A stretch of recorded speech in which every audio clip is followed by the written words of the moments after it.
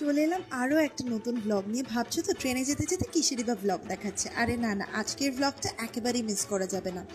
সকাল সকাল উঠে আমরা এই চারজন চলে গেছিলাম ডানকুনির উদ্দেশ্যে। আমার ব্র্যান্ড সেন ফ্যাশন স্টোরের এবছরের পুজোর শ্যুটের লোকেশন ছিল ডানকুনি গড়লগাছা রাজবাড়ি।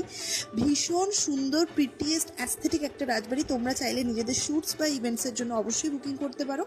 আর এই যে আমার বন্ধু আর অপূর্ব মিলে রেডি করে দিচ্ছিল আমাকে শ্যুটের জন্য। আমি শুধু বসে বসে রেডি হয়েছি এবং শর্ট দিয়েছি, বাকি অধিকাংশ কাজটাই ওরা করেছে। আর সত্যি কথা বলতে, ওরা না থাকলে আমার শ্যুটটা আর উতরাতো না। আর এই রাজবাড়িটা নাকি নিয়ে আর কি বলবো, এত সুন্দর আমার মনে জায়গা করে নিয়েছে।